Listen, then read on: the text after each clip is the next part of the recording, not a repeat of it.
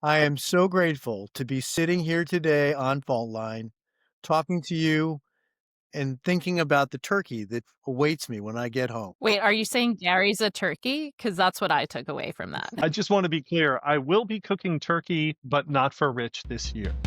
Hi, and welcome to The Fault Line, a CMG consulting podcast exploring the pivotal moments where business strategy meets real-world pressure.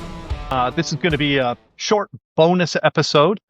As the days are getting shorter and temperatures are falling, it's the time of year when we start to reflect and reflect specifically on things we're thankful for. So today we're honored with the two founding partners of CMG Consulting. We've got both Rich and Russ here. They've come back from their touring comedy routine and all of the hard work they do on behalf of our clients. And so I'm going to start with them. And we'll come back around to my partner, Kim Scribner. I am sure she will be contributing things she's thankful for as well. So Rich, why don't we start with you and just give us something that at this point in the year, you're thankful for. Gary, where can I start if not with you? I am so grateful to be sitting here today on Fault Line, talking to you and thinking about the turkey that awaits me when I get home. Wait, are you That's saying good. Gary's a turkey? Because that's what I took away from that. I just want to be clear. I will be cooking turkey, but not for Rich this year. How about you, Russ? I was going to say I'm thankful for going second and not having to break the ice. I'm not sure how I build on turkey and not rich and everything else, but seriously, I'm extremely thankful at this time of year, just that all of us collectively in this country get to get a moment to think about each other and what we're grateful for. It's an awesome time where we all get together and have a reason to celebrate each other. Few and far between. So thank you. Kim, you look like you're dying to say something. He's dying to say something. So just as Gary talks about the time of year and it's getting darker earlier and things like that, I would love to point out the sunshine that is coming in my window that I cannot ignore, and something I'm thankful for. I get to, join you all from South Florida on a regular basis where we get plenty of sunshine. I am very thankful for the opportunity to do this podcast with my partner in crime, Gary, who sometimes does act like a turkey. So Rich was spot on right there. I can't help it. Yeah. And I would say on a personal note, I'm thankful for my family. That's great. That's great. And, I just want to build on a couple of the sentiments there. Obviously, we're thankful for all of our clients, all of the people who've worked with us and with whom we get to work throughout the year, team members, contractors, the people who use our services. And my little candy sprinkle on top is, Thanksgiving is a holiday that is not common around the world, right? This is something that is uniquely American. And to take a moment in time to express thanks, to reflect on the good things that we have in our lives, the rewarding relationships that we have, it's pretty special. One of my kids always says every time we sit down for dinner this time of year, this is my favorite holiday. And a big part of that is because it's not one where we're necessarily exchanging gifts. The pressure's off. You don't have to meet somebody's holiday gift wish list. It is simply a time to come together, to connect. Nowadays, Zoom chats and telephone calls and other ways of connecting virtually are as much a part of the holiday as anything else. And I say that as we're sitting here recording a podcast, all separate and yet connected. And so, that's pretty fun. So let me bring it back around the other way. I'm going to start with Kim this time and ask you for your most favorite Thanksgiving meal element, and also whatever horror story you've got from a past Thanksgiving. So I will start with my favorite Thanksgiving meal. Traditionally, I do not cook turkey for Thanksgiving. And on the years where my children are not with me, I do not cook at all usually for Thanksgiving. And my most favorite Thanksgiving meal was having stone crab literally on my patio table after spending the day at the beach one Well, year that's pretty with special. a hammer. That's Yes. pretty special. My Nice. favorite dish that I make is something called Watergate salad. I'm not sure if anybody's ever had it before, but it's more like dessert than an actual side dish, but it gets repped as a side dish, so to speak.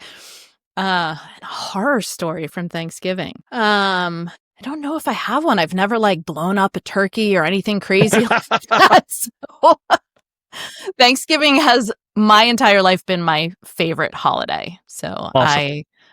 it might be because November's my birthday month, as we may have stated on previous episodes of this podcast, but We are it all is thankful for definitely my Kim favorite and her holiday. birthday. Yes. Yes. Russ, how about you? Favorite holiday Thanksgiving meal is actually the component meal, obviously the stuffing course or courses. Always like stuffing of any sort. It's the reason to have Thanksgiving and fight me for it.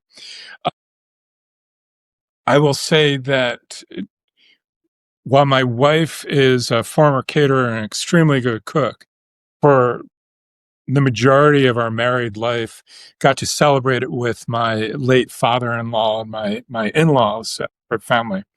And if you've never experienced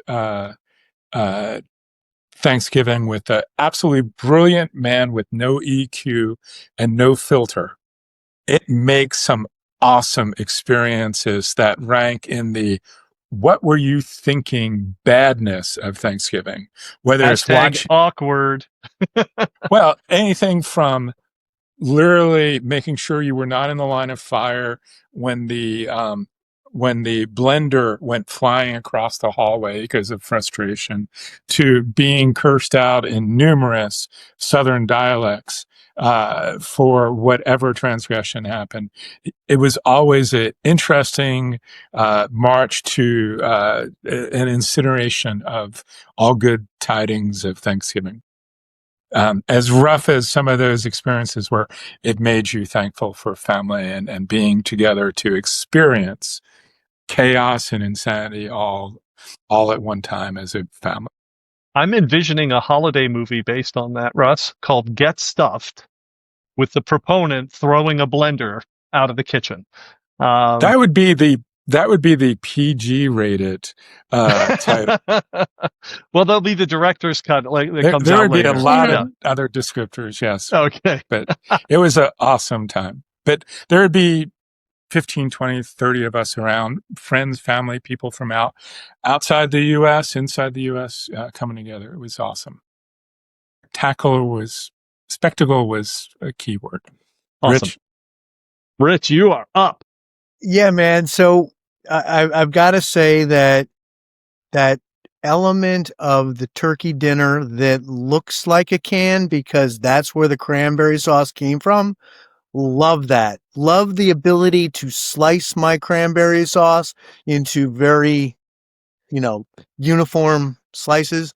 It's the best. Russ, I got to ask you, man, do you remember when we were in London, probably 25, 28 years ago now, and Ed took us all out to Thanksgiving dinner at that really fancy restaurant? Here we are in London.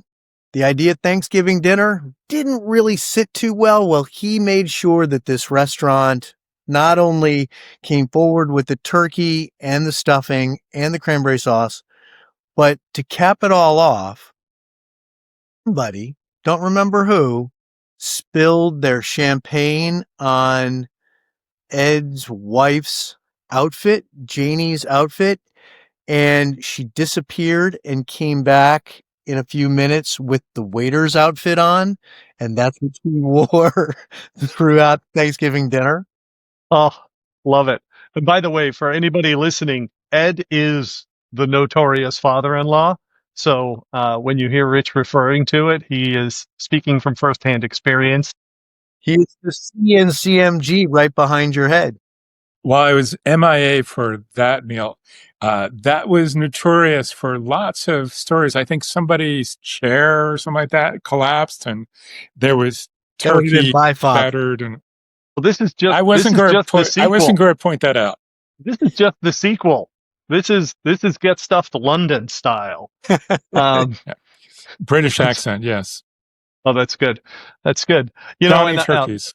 And I appreciate, Rich, that you love the precision of being able to slice your canned cranberry sauce.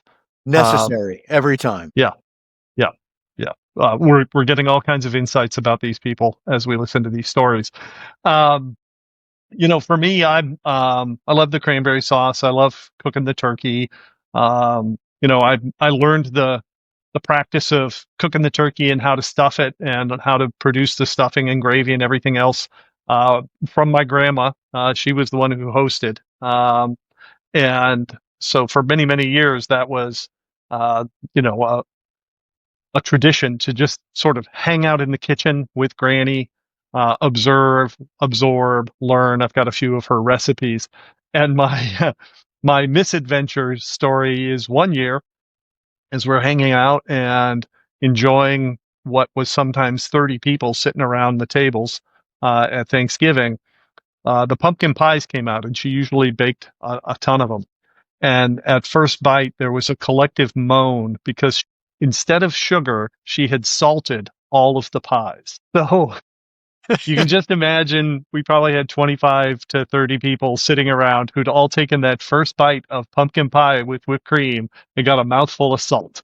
And we then tapped out every convenience store nearby for their ice cream inventory to try and feed the masses. But it was a good time and turned into a great family story. So we always double check now when we're making pumpkin pies. So you're not recommending salted pumpkin pie? I am not. I can speak from experience. It tastes awful. And I guess just sort of the last thing, just rapid fire. Maybe something on a little bit more serious tone related to CMG.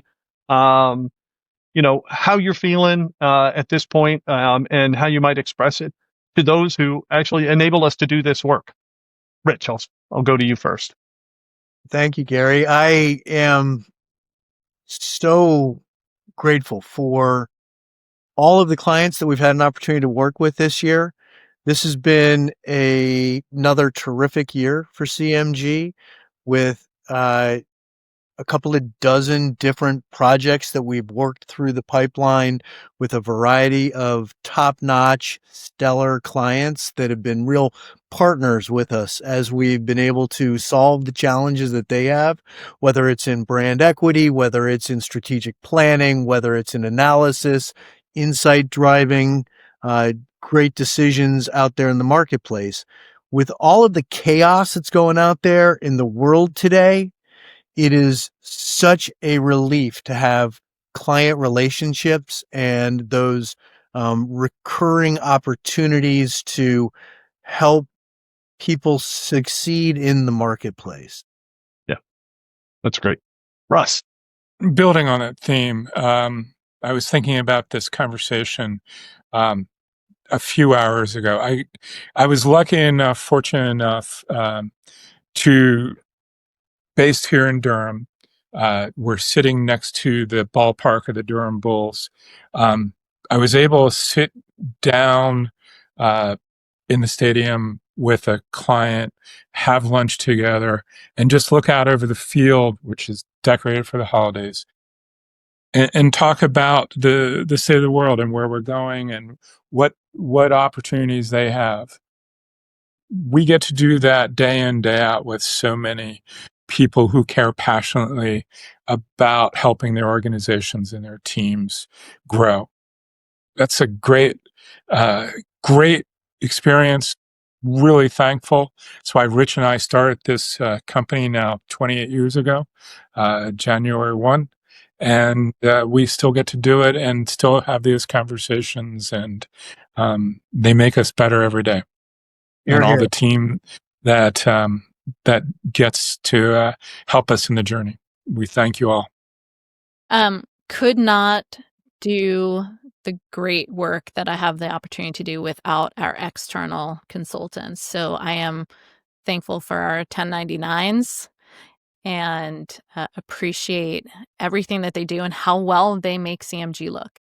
I would just build on all of that. I'm closing in on my first year as an official member of the team at CMG after many years as a friend of the firm and a former client. I am so thankful for the team members here, which includes the employees and those contractors or 1099s we get to work with day in and day out.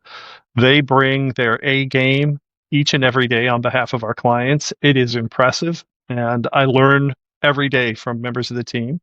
I would say thank you to all of our clients, current and past and prospective, for the energy that you bring to the desire to grow, to the desire to get better, to the belief that together, working in partnership and collaborating, building high trust cultures, staying focused on articulating strategy in a way that people can act on and motivates them, and then seeing it through. That's the stuff that gets me out of bed in the morning, gets me excited every day that I'm at work. And it's a tremendous opportunity. And I think I speak for the whole of CMG when I say thank you for the business you've brought us and for allowing us to do the good work together with you.